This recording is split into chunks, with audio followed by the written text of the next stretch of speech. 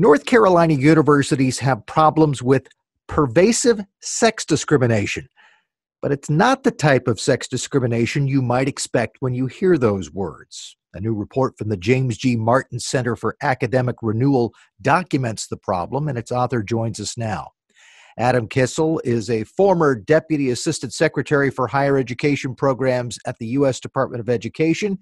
He's held senior jobs with the Foundation for Individual Rights in Education, Charles Koch Foundation, Philanthropy Roundtable, and Cardinal Institute for West Virginia Policy. Welcome to the program. Thanks for having me. Appreciate it. So we see this new report, Pervasive Sex Discrimination at North Carolina Universities. Some people may see that title and think, oh, there's some problem with discrimination against women. That's not what you're talking about. Well, it's discrimination in favor of women and against men. And in some cases, at some universities, it's even discrimination in favor of girls and against boys for programs that bring those kids to campus. So generations ago, some of the schools that we're talking about were all male. They went co-ed, and then something happened between 50 years ago and today where the discrimination turned in the opposite direction. And now there are programs in the business schools, in the STEM fields, and elsewhere that limit or exclude men entirely from the program and are only for women or are advertised in such a way that they are really clearly shown to be just for women. And your report looks at some of the biggest schools, both public and private, in North Carolina. Tell us about it. The three largest public universities in North Carolina are UNC at Chapel Hill and at Charlotte, and NC State. The two largest private universities in the state are Duke and Wake Forest University. And when I looked at the programs that are available to men or women or both, I saw at all five of them quite a large number of programs that are limiting men or excluding men while they're open or advertised really for women. So that's tens of thousands of students, as well as faculty and staff in some cases, who are affected by these limitations. So we're talking about just the first five that I looked at, the biggest five. I think if we went down the list at the rest of the UNC system, other public institutions, and other private institutions in North Carolina, we'd find a lot of the same thing. It's really disappointing that when I use the word pervasive, I use it intentionally, because it's a disappointing finding that the state is rife with sex discrimination. And when you're talking about the cases that you've outlined at the three largest public universities and two of the largest private universities, there's no doubt in your mind that these are geared toward women. It's not something that it's beneath the surface. They actually spell out in most cases, this program is designed for women. Well, the name of the program in many cases has the word women in it, or it will say women of color, or it will say girls, or it will be an acronym where one of the letters in the acronym is about women or girls.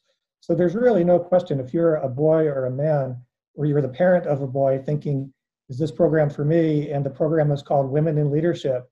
And you go to the registration page and it says, this is for women who want to learn more about leadership. That you're really not supposed to register. You're not supposed to be there. In fact, in some cases, if you tried to register, they'd probably say you're not allowed. The report, once again, is titled Pervasive Sex Discrimination at North Carolina Universities. We're chatting with its author, Adam Kissel. And Adam, some people might hear this and say, wait a minute, women have been historically underrepresented, and it makes sense to have some programs to help women, to help boost their participation in society and in STEM and in places where they've been historically underrepresented. But your report makes the point that this is against the law.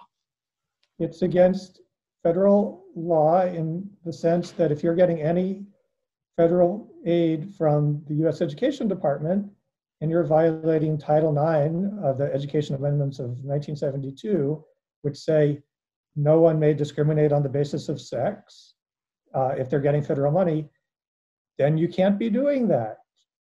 And so you have a choice. You can say, I would rather discriminate and not take federal money, but that means you're not participating in the student loan program. It means you're not participating in grant programs. So it's a very high cost to you if you say, I would rather discriminate. Nobody chooses that. In fact, the only institutions that have Title IX exemptions are doing it on religious grounds. And you could argue whether or not they discriminate or they're living out their religious ideals. But if you're a secular institution and you want to have a program that's for girls only, you can't do it and also take federal money. Now, you can't discriminate on the basis of sex in state law, so far as I know, probably also at the county level, probably also at the city level. And even if all of those let you do it, I bet every single one of these universities has a very strong statement against discrimination on the basis of sex as its own policy. And it's violating its own policy by having these programs. Now, your report could spell out these issues and then leave it there, but you have not left it there. You've actually filed a complaint involving complaints involving 4 of the 5 universities in the report. That's right. So when I worked at the U.S. Education Department, I learned how the federal government works a little bit, and I learned how the Office for Civil Rights works a little bit. And I understood that OCR, the Office for Civil Rights, takes complaints about discrimination very seriously. So if you send in a discrimination complaint, they are going to take it seriously and work with the complainant and the institution to resolve it. So I filed a complaint about sex discrimination against 4 out of those 5 universities. The only reason I didn't file against Duke University was that Mark Perry, an AEI scholar and a professor himself, had already filed one. And there's the National Coalition for Men Carolinas that had already filed against UNC for some of the programs, but I found a dozen more that needed to be adjudicated by OCR and that needed to be brought to the attention of the public through this report, as well as the federal government. So it's important for listeners and viewers to know that if you are seeing sex discrimination on any campus and you can document it, then you should send in that complaint. And if you go to the Martin Center's report, at the end, you can see the link where it gives you a way to start that complaint process. It's actually very simple. You just email your complaint and the documentation and a form saying you want your name available or not available, and then you're done. So it's worth doing for the sake of equity and equality for men and women. But also, if you see something that's discriminatory on the basis of race, color, ethnicity, and so on, not religion, because that's not within OCR's purview at the federal level, you should file complaints there too. Is there a way for universities to address this goal of trying to boost access for women that will work, that is within the law, or are they stymied by Title IX, which has for years been used to help women?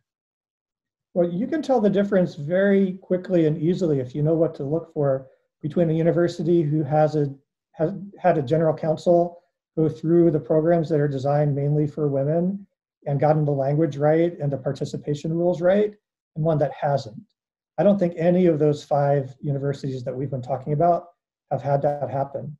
But just to take an example, a college I looked at today in New York, you look at the programs that are designed to be about helping women, and it says open to everyone. The name of the program might say, well, the name of the program says women in business or women in leadership. We really want to invite everyone who has an interest in women in leadership. That way, if you're a man and you want to go, you can go. And it might be 99% or 100% women who go to some event, but at least they know that men have not been limited or excluded. So universities can very easily have programs that focus on women that are not exclusive to women and discriminatory.